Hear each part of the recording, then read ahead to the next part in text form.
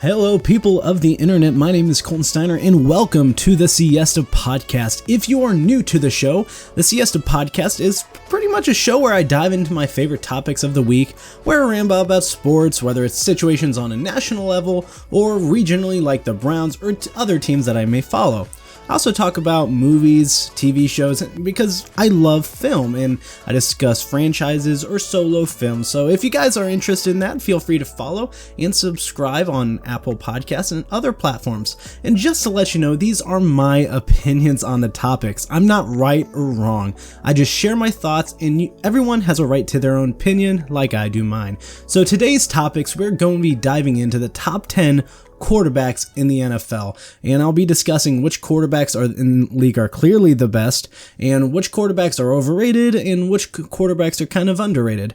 And after that topic, I will be discussing possible destinations for Deshaun Watson and whether or not I think he'll be lining up with the Houston Texans next year, and where makes the most sense for him to go, which teams out there make the most sense for him to get traded to.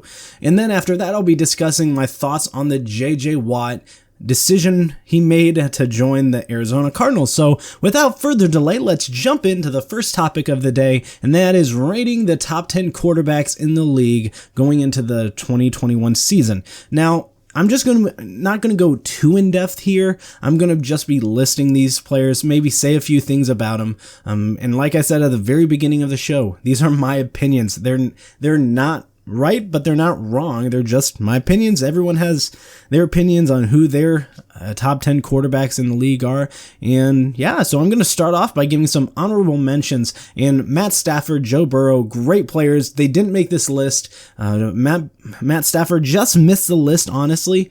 I just thought there were 10 other quarterbacks better than him. He's easily a top 15 quarterback. Joe Burrow, rookie season, definitely got injured, so that's something to be aware of, but we saw him do some incredible things his first year with Cincinnati, and I'm excited to see what he does next year once he's able to get back on the field. And also, going into them with some other honorable mentions where I think players are a little overrated that some people put in the top 10. First off, Derek Carr.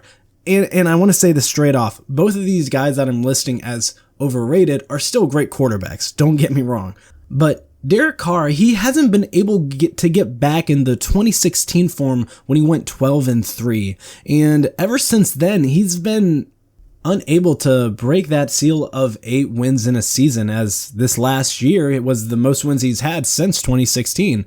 And I just think he's kind of on the downhill spiral of his career if he stays with the Raiders. I think if he gets traded somewhere else, I think he has a very good possibility of revamping his career and getting to a better situation. So next on the list is Justin Herbert in my honorable mentions.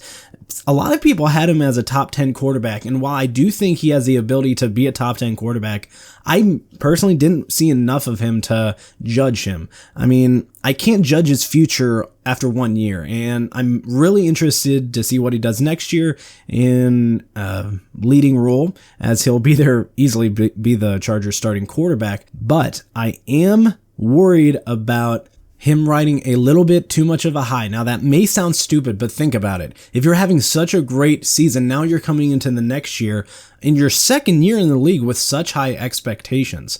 And a lot of people didn't have a lot of expectations for Justin Herbert coming into this year.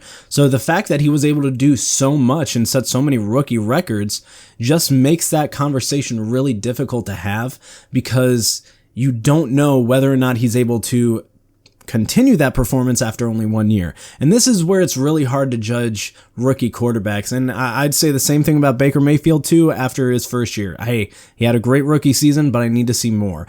And that's why I'm leaving him out of the top 10 list. I don't like putting rookie quarterbacks in the top 10 unless they're able to do some incredible things. So these players, they're not overrated. I just think they're overrated in my opinion based on other players that could be put in the top 10.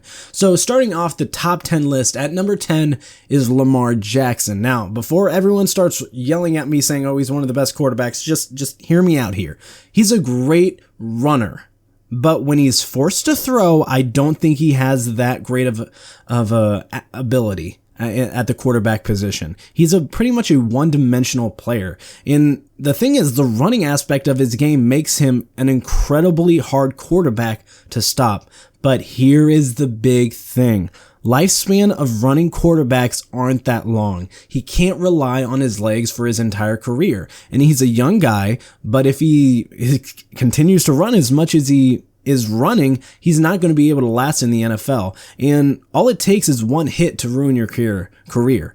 And when you run as much as Lamar Jackson does, it puts you at a very big risk. And sometimes it's not even a hit. I mean, the non-contact injuries can be even worse than a big hit, especially for a running quarterback. Like, you can twist your knee the wrong way and tear your ACL, tear your PCL, tear your MCL. I mean, maybe the PCL isn't that common, but it does happen. So that's the one worry when you have a running quarterback. And that's going to be a repetitive term once I go on into the top 10 when I rate these quarterbacks. So moving on from number 10 from Lamar Jackson to number 9, and that is Baker Mayfield. Yes, Baker Mayfield, in my opinion, is a top 10 quarterback. And we saw a lot of that later on in the 2020 season and what he was able to accomplish. For one, that big win against Pittsburgh, he just was very poised in that game, and that showed me that he was capable of winning big games and stepping up in the big moments.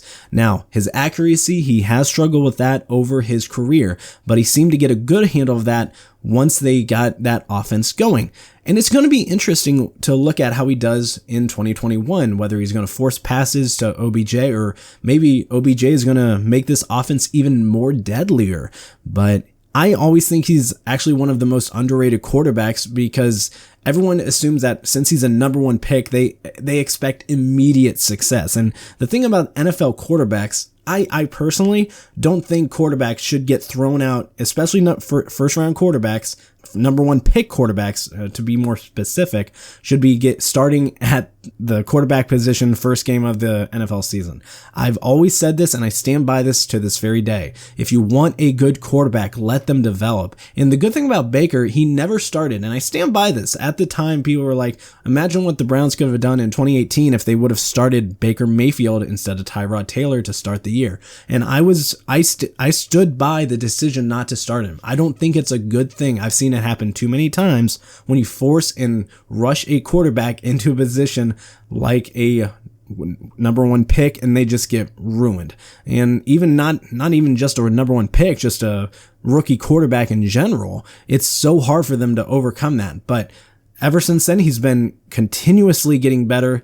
But he's had 3 different head coaches with 3 completely different systems. And now that he's finally in a system that works for him in this offense, it's going to be very fun to watch them play, because, hey, as a Browns fan, this guy saved the franchise. Like, the Cleveland Browns haven't had a quarterback like Baker Mayfield since Tim Couch, you can make that argument, or even Bernie Kosar. Like, this is how crazy Baker Mayfield is, how much of an impact he's made on the city and this organization. So that's why he's at number 9, is 1, the impact, and 2, the very big potential he has coming into next year.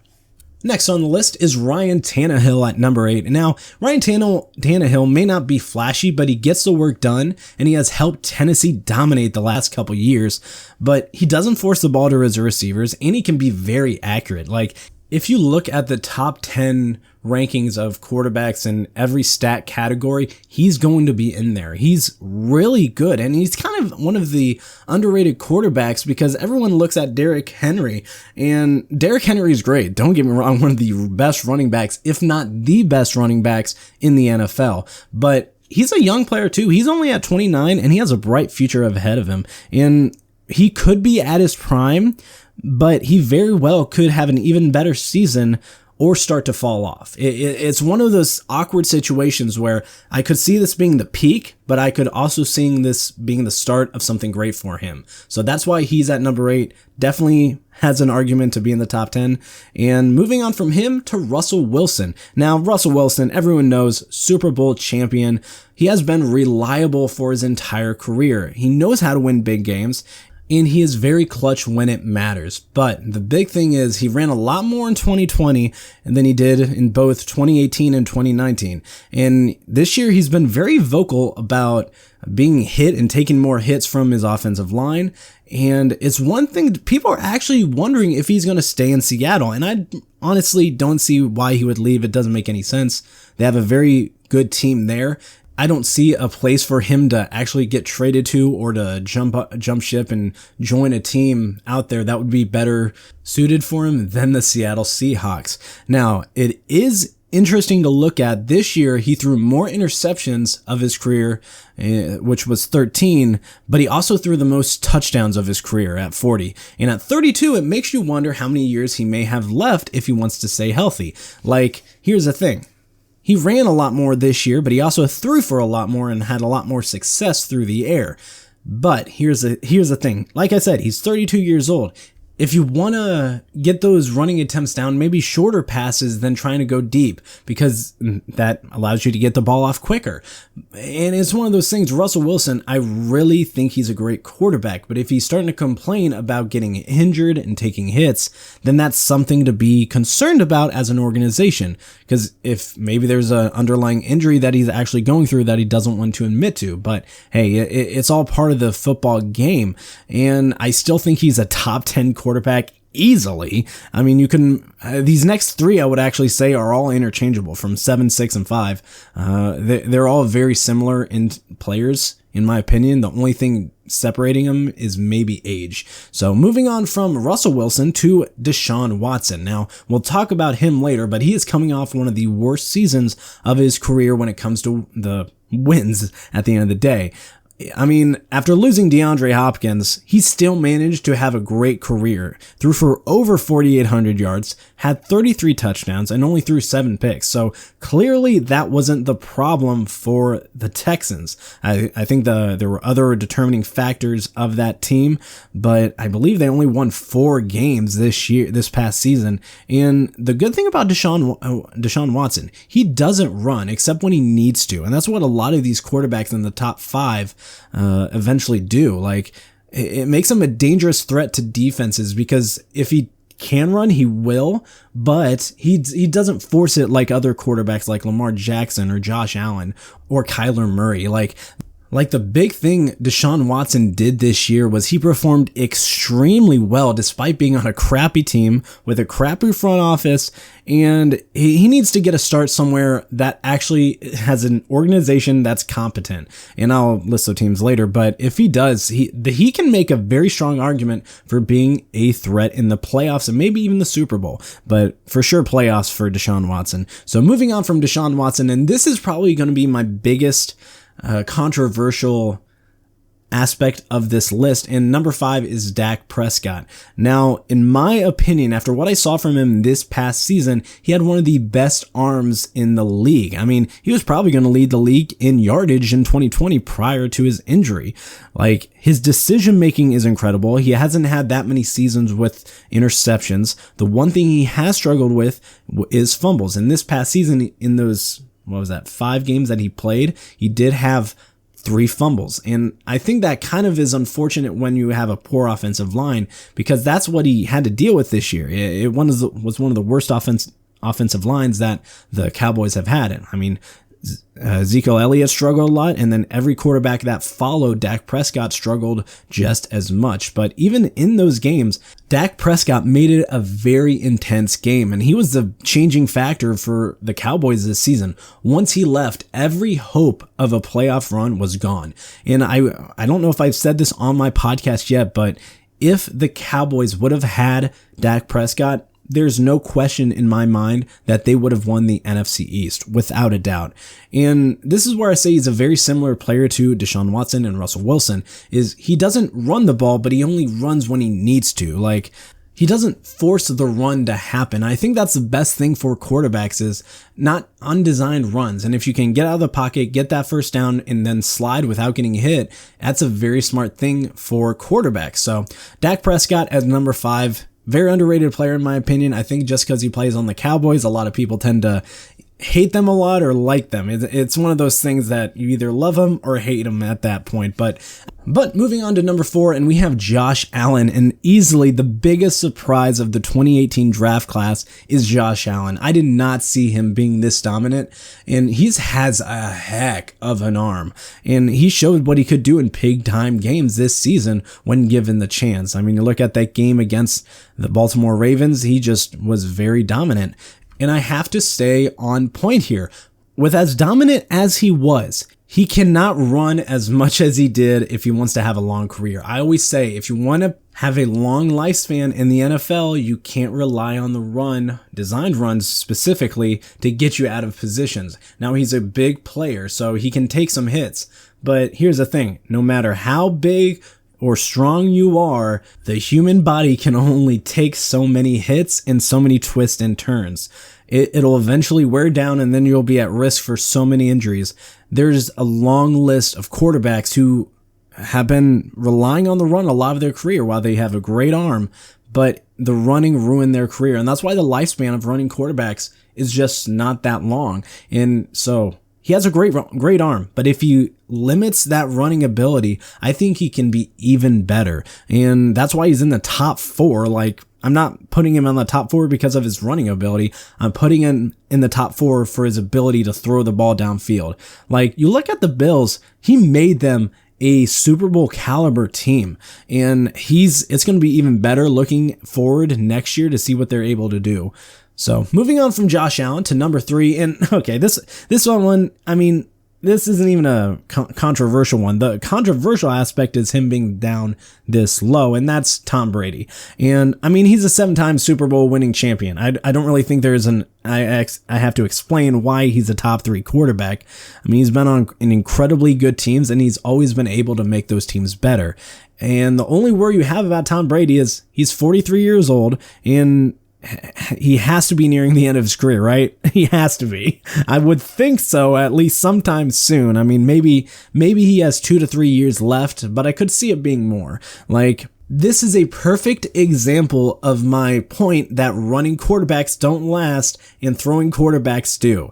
He's been in the league for over 20 years, and he's been just as dominant now as he was 10 years ago. So that is why he's easily a top 3 quarterback in the NFL. And moving on to number 2, and that is discount double check himself, and that is Aaron Rodgers.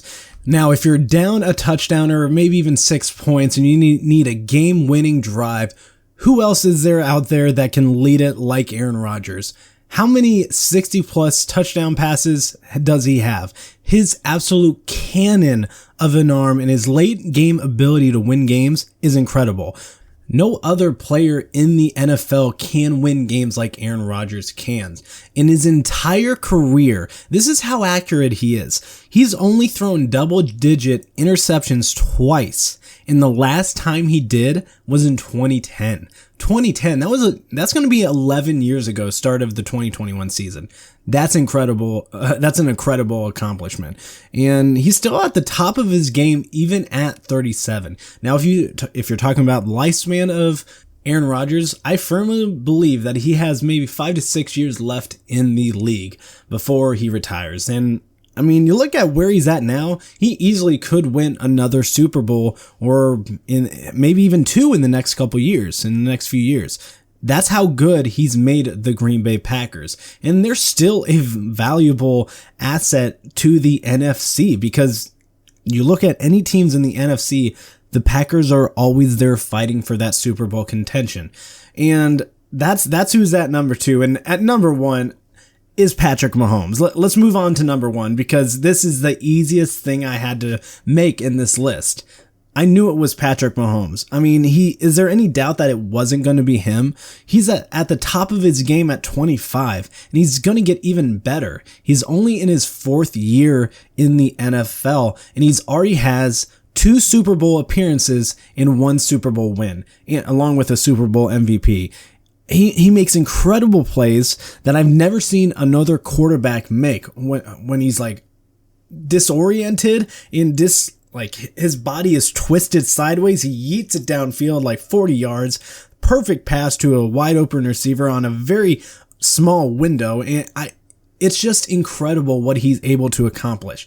And the crazy thing is, he's 25 years old. And since he doesn't run the ball that much, I mean, you look at the stats, he's a very fast and elusive quarterback, but he doesn't really run. He relies a lot on his arm. I mean, you look in the Super Bowl, there were only a couple times he actually ran the ball. Now you could say, oh, his turf toe or his concussion or whatever happens made him not want to run as much, but still, he's never really been a run first quarterback. He's always been a throwing quarterback. He'll run to get the first down, then run out of bounds. That's how a quarterback should be. And he's the only quarterback in the league that I would really trade the quarterback I have now, Baker Mayfield, for. Patrick Mahomes is one of, in my opinion, will go down as one of the greatest quarterbacks to ever play the game of football, and he's only 25. That's how crazy he is. I mean, you look at him out there on the field, and his accuracy, his arm strength, his decision-making is beyond that of any young quarterback in the NFL. Like, you have, these subpar quarterbacks, these average quarterbacks, these quarterbacks that looking pretty good, and then at the very top you have Patrick Mahomes. No one knows how to win like Patrick Mahomes. Other quarterbacks, we're talking about playoff wins. With Patrick Mahomes, we're talking about Super Bowl. And in all honesty, I could see him winning maybe 5 Super Bowls in his career, maybe even more than that. I mean, you look at the AFC, and the AFC is a very tough division when it comes to teams that could compete for a Super Bowl in the near future, but Kansas City, and with Travis Kelce and Tyreek Hill and Patrick Mahomes, they're just set here for a good while, maybe 5 years. They may win another Super Bowl or 2. I think that's without a doubt.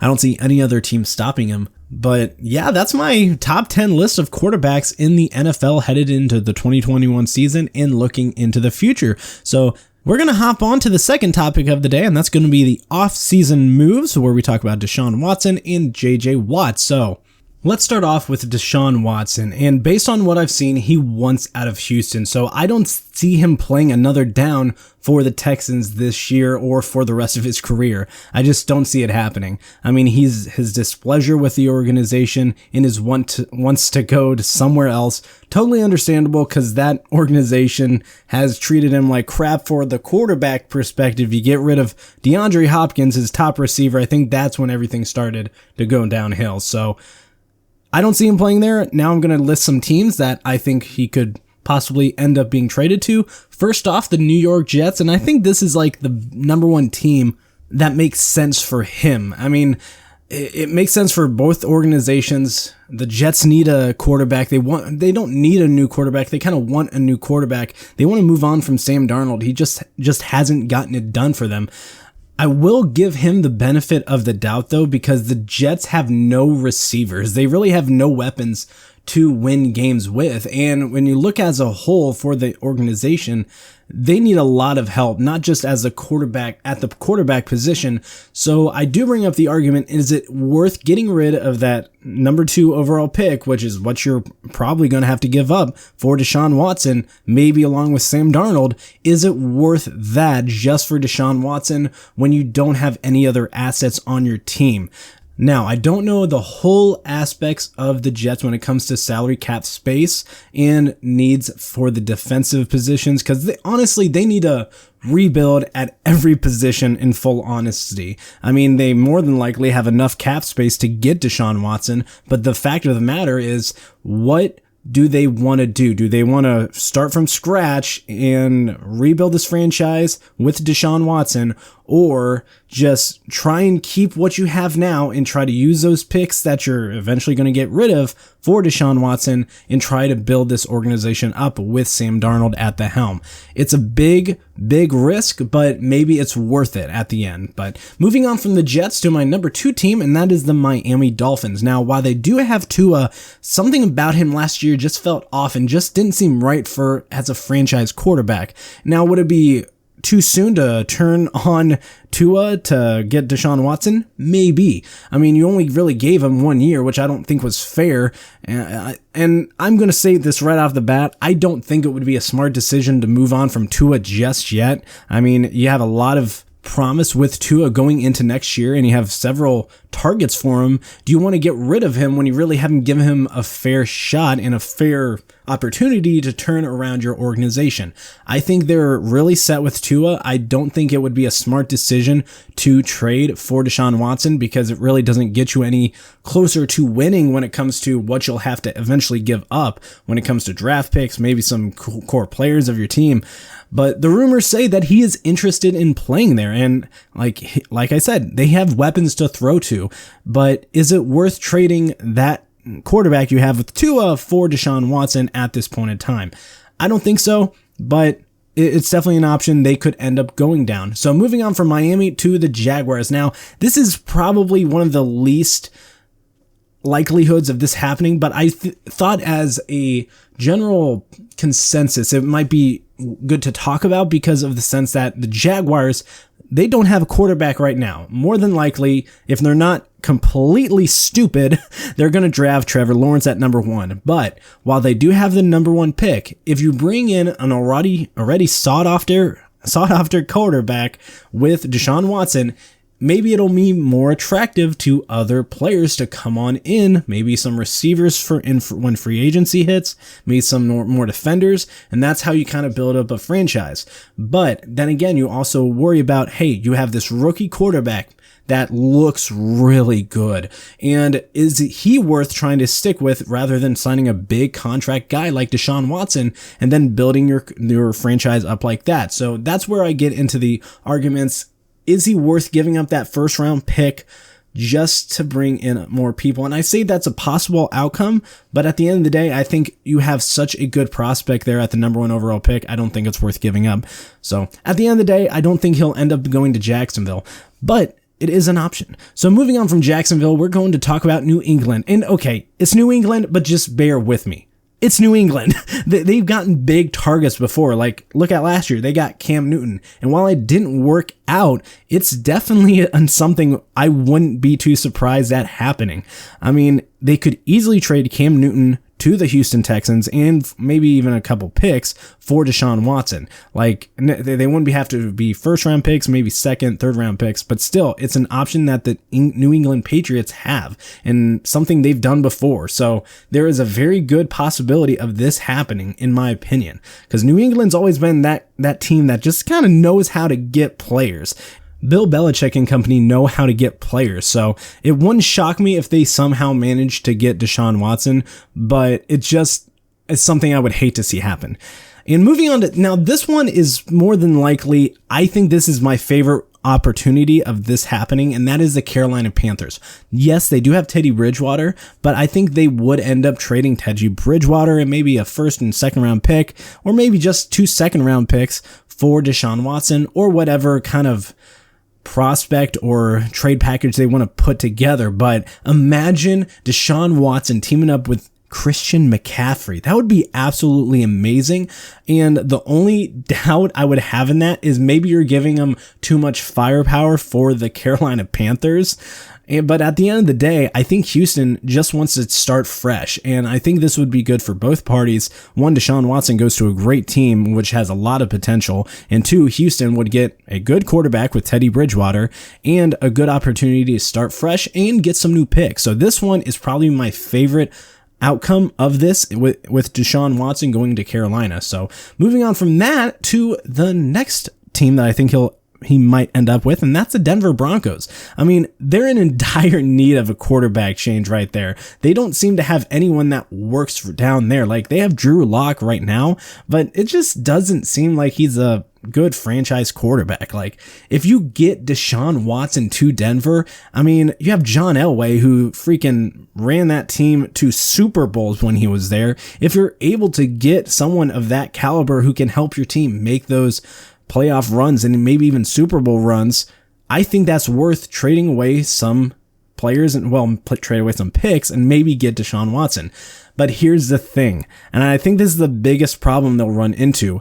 Do they have enough attractive assets to trade for him? Like, you can trade draft picks all day, but if you don't have valuable players to trade over, it's not going to be worth it when it comes to trading for a quarterback. I mean, if you're Houston, what are we getting out of it? Like, if we're just getting draft picks, I would like something more conclusive and something more set in stone to where I'm more confident in this trade. So that's why I'm a little hesitant for Denver Broncos. I think it would be a good outcome for Deshaun Watson to wind up in, but hey, you never know what's going to happen. So moving on from that, we're going to the Washington football team. Now, they have just released Alex Smith, which honestly, I was a little shocked about. Maybe Washington fans aren't too shocked about, but hey, for what he was able to accomplish after coming off maybe a life-threatening injury, it's just absolutely incredible. And it's going to be interesting to see if he re-signs with another team, or maybe if he calls it quits and wants to end on a high note.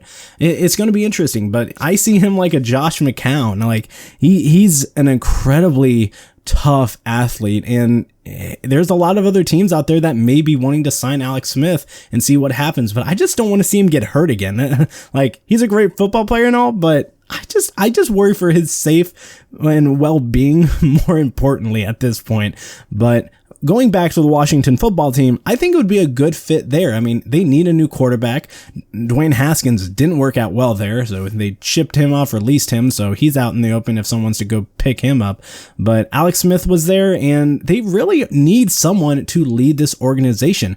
I mean, they have weapons with Terry McLaurin and company, so it would work out perfectly when you think of the assets for that team. Now, like the Broncos, Houston would have to trade him out of the division, and this is where I think they may try and get him to an NFC team. The one thing you want to have when you trade a team away is you don't want to trade him to a team that's in your conference that may end up beating you down the line. You want to trade him to the other side and see if you can get something for them where both parties kind of win at the end of the day. Their division gets better, my team gets better. I mean, and I could possibly win my division. So that's where you get into the argument. Do you want to trade him out of your division, or do you want to just keep him in your division? So there's a lot of opportunities. Unfortunately, I don't think the NFC has many openings for quarterbacks right now that would make sense for the Houston Texans to trade him. That's why I have a lot more AFC teams in this list rather than NFC teams. And that's only because I just don't think there's any other team out there that would make sense to trade or get rid of their current quarterback. I mean, you could make an argument for the Oakland Raiders with Derek Carr. Well, Las Vegas Raiders now. You know what? I'm still getting used to the name. But yeah, they're definitely an opportunity there with Derek Carr to get traded. Maybe even Kirk Cousins out of the Minnesota Vikings. But yeah, there's a lot that could happen here. I know I listed a lot of teams that really need help at the quarterback position, but my favorite out of all that is Carolina, and I think it makes the most sense for both teams. I think everyone wins in that trade, and who knows what's going to happen. Maybe it's going to be a team that I didn't even list. So we're going to move on from Deshaun Watson. I think he's going to be a great quarterback, have a great season no matter where he winds up next year. But yeah, moving on from that, we're going to talk about JJ Watt, who did make his decision on joining a team. Now, there are a lot of teams that were interested in JJ Watt, and who wouldn't be interested in one of the best defensive players in the NFL when you're talking about pass rushing? Like, he was very sought after by many teams, but at the end of the day, he ended up signing with the Arizona Cardinals. Now, for me, I don't think this made much sense. Like, Kyler Murray, quarterback position was one of the big things that JJ Watt wanted, but Kyler Murray just doesn't seem like that quarterback to fit his style. Like, he's a top 20, maybe a top 15 quarterback, but I don't see him as a Super Bowl winning quarterback in the next 2 years. I just really don't.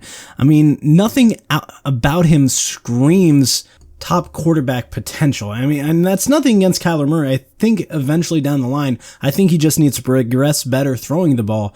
But right now, with where they want JJ Watt right now, I just don't think it makes sense. I mean, you look at the deal they signed with JJ Watt. It was a 2-year, $31 million deal with $23 million guaranteed.